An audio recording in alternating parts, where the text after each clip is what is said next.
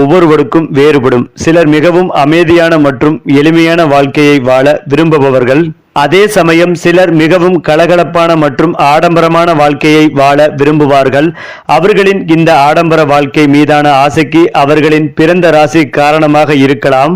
அதேபோல் வாழ்க்கையில் சிறந்த விஷயங்களை அனுபவிக்க வேண்டும் என்ற அவர்களின் ஆசை வெறும் கனவு மட்டுமல்ல, அவர்கள் நினைத்த ஆடம்பர வாழ்க்கையை அனுபவிக்கும் சாதனையாளர்களாகவும் இருப்பார்கள். அதற்கான திறமையும் குணங்களும் அவர்களிடம் இயல்பிலேயே இருக்கும். இந்த பதிவில் எந்தெந்த ராசிகளில் பிறந்தவர்கள் ஆடம்பர வாழ்க்கையை கனவு கண்டு அதை அடைபவர்களாக இருப்பார்கள் என்று தெரிந்து கொள்ளலாமா? இதில் மகர ராசிக்காரர்கள் ஒழுக்கமானவர்களாகவும் அனைத்து விஷயங்களிலும் தீவிரமாகவும் இருக்கலாம். ஆனால் அவர்களின் ஆழ்மனதில் ஆடம்பர வாழ்க்கை மீது தீராத ஆசை இருக்கும். சனி பகவான் ஆட்சி செய்யும் அவர்கள் கடின உழைப்பாளிகள் மற்றும் வெற்றியின் ஏணியில் ஏற உதவியுடன் இருப்பார்கள். அவர்களின் ஒரே குறிக்கோள் ஆடம்பரமான வாழ்க்கைதான். மேலும் மற்ற ராசிக்காரர்களைப் போல் அல்லாமல் மகரம் ராசிக்காரர்கள் தங்கள் செல்வத்தை அனைவரிடமும் வெளிப்படுத்துவதில்லை. அதற்கு பதிலாக தங்கள் செல்வத்தை முதலீடுகள் மற்றும் சொத்துக்களை குவிப்பதன் மூலம் வெளிப்படுத்துவார்கள். கடின உழைப்பின் மூலம் ஆடம்பர வாழ்க்கையை அடைவதில் அவர்கள் நம்பிக்கை கொண்டுள்ளனர் மற்றும் அவர்களின் வெற்றிக்காக மற்றவர்கள் அவர்களை மதிப்பதை ரசிக்கிறார்கள். அது மட்டுமில்லாமல் மகர ராசிக்காரர்களுக்கு நீண்ட நாட்களாக இருந்த தடைகளை தவிடுபொடியாக்கும் காலகட்டமாகவே இருக்கும். யோக பலத்தை அதிகளவில் பெறக்கூடிய காலகட்டம். பிள்ளைகள் விஷயங்களில் இருந்து வந்த பதற்றம் படிப்படியாக தீரும். எதிர்பார்த்த நல்ல விஷயங்கள் ஒன்றன் பின் ஒன்றாக நடக்கும் சாத்தியக்கூறுகள் உண்டு. யோக பலன்கள் அதிகளவில் கிடைக்கும் நல்ல அமைப்பு உள்ளது. மேலும் கையெழுத்து போடும் விஷயங்களில் மிகுந்த கவனம் தேவை.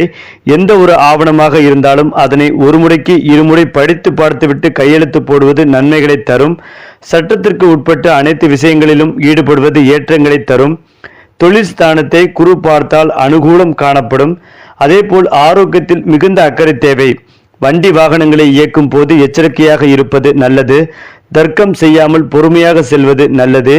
மேலதிகாரிகளிடம் பதவி உயர்வு, சம்பள உயர்வில்லை என்று புகார் கூறுவது, சக ஊழியர்களிடம் கோபப்படுவது, கடுமையான சொற்களை பேசுவது சிக்கலை ஏற்படுத்திவிடும் வாய்ப்புள்ளதால் மிகுந்த கவனம் தேவை. அடுத்ததாக 3 குரங்கு பொம்மைகளை ஞாபகத்தில் வைத்துக்கொண்டு அனைத்து காரியங்களையும் செய்வது நல்லது. வாகனங்களில் வித்தைகளை தவிர்த்து கொள்வது நல்லது. குருவின் பார்வை 12ஆம் இடத்தை பார்ப்பதால் சுப விரயம் ஏற்படும். கொடுத்த வாக்கை குடும்பத்திலும் வெளி வட்டாரத்திலும் காப்பாற்றக்கூடிய இனிமையான சூழல் ஏற்படும். தொழில் ரீதியாக அனுகூலங்கள் பெரிய பலத்தையும் சந்தோஷத்தையும் ஏற்படுத்தும். புதிய தொழில் தொடங்குவதற்கு அற்புதமான காலகட்டம் இது. புதிய தொழில்களை தொடங்கினால் நல்ல முன்னேற்றம் வருவதற்கான அதிர்ஷ்டமான காலகட்டமாகும். அஷ்டமத்தில் சூரியனும் கேதுவும் இருப்பதால் படபடப்பு சம்பந்தப்பட்ட விஷயங்கள், நரம்பு, மன அழுத்தம் சம்பந்தப்பட்ட உபத்திரவங்களில் மிகுந்த கவனமாக இருப்பது மிக மிக நல்லது. இதையெல்லாம் தாண்டி குடும்பத்தில் மகிழ்ச்சிகள் பெருகும். பொருளாதாரத்தில் நல்ல முன்னேற்றங்கள் காணப்படும். விநாயகர் வழிபாடு, அனுமன் வழிபாடு, நரசிம்மர் வழிபாடு ஆகிய 3 வழிபாடு செய்வது, மந்திரங்களை கேட்பது அற்புதத்தை ஏற்படுத்தும். குறிப்பாக மகர ராசி அல்லது லக்னக்காரர்களுக்கு சூரியன் புதன் இரண்டும் நேரடி பார்வை செய்வதால் உங்களை பார்த்தாலே 10 பேர் பயப்படும் சூழல் உருவாகும். உண்மையை சொல்லிவிடுவார் என்கிற அச்சம் உங்கள் மேல் ஏற்படும். புதிய தொழில் வியாபாரம் தொடங்குவதற்கான வாய்ப்புகள் உண்டாகும். விசித்திரமான விஷயங்களையும் மிக எளிதாக செய்து முடிப்பீர்கள். பிள்ளைகளை விடுதியில் சேர்ப்பது, அரசு பள்ளிகள் கல்லூரிகளில் சேர்ப்பது போன்றவற்றை செய்வீர்கள். பொதுத்துறை, முனிசிபல் கார்ப்பரேஷன்ஸ், குடிநீர் வழங்கல் துறை போன்றவற்றில் வேலை கிடைப்பதற்கான யோகங்கள் உண்டாகும். பாதிப்புகள் அனைத்தும் நீங்கி டாப் கிளாஸ் யோகம் பெறும் காலகட்டமாகவே இது உங்களுக்கு இருக்க போகிறது. வேகத்தை குறைத்துக் கொள்வது மிக மிக நல்லது.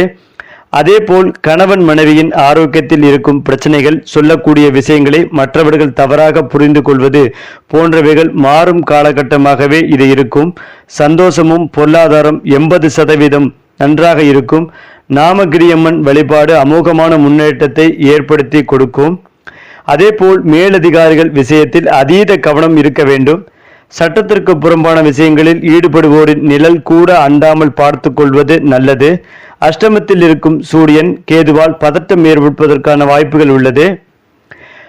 தான் உண்டு தன் வேலை உண்டு என்றிருப்பது நல்லது. கூடா நட்பு தொடர்பான விஷயங்களில் மிகுந்த கவனமாக இருக்க வேண்டும். தொழில், உத்தியோகம், வியாபாரம், படிப்பு தொடர்பான விஷயங்களில் குருபலம் அதிகமாக உள்ளதால் முன்னேற்றமான காலகட்டமாகவே இருக்கும். சுப விரய பிராப்தம் உண்டாகும்.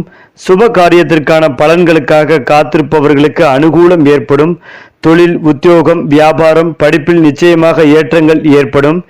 அதிலும் முக்கியமாக நரம்பு, தலைவலி தொடர்பான விஷயங்களில் மிகுந்த கவனமாக இருக்க வேண்டும். கழுத்தில் இருந்த வரும் நரம்பு வலியில் அதீத கவனமாக இருக்க வேண்டும். விநாயகர் வழிபாடு செய்வது நன்மைகளை ஏற்படுத்தி கொடுக்கும். அதேபோல் உங்கள் கருத்துக்களை வெளிப்படுத்தவும், உங்கள் விரக்திகளை பற்றி பேசவும் தயங்க வேண்டாம். ஆனால் அதிகாரத்தில் இருப்பவர்கள் எரிச்சலுடன் செயல்பட்டால் அல்லது உங்கள் பொறுப்புகளை அதிகரிக்க முயற்சித்தால் ஆச்சரியப்பட வேண்டாம். மேலும் நீங்கள் ஒரு உணர்ச்சி பூர்வமான இரகசிய காப்பு காலத்தில் இருக்கிறீர்கள். எனவே உங்கள் பல உணர்வுகளை உங்களுக்குள்ளேயே வைத்துக் கொள்வீர்கள்.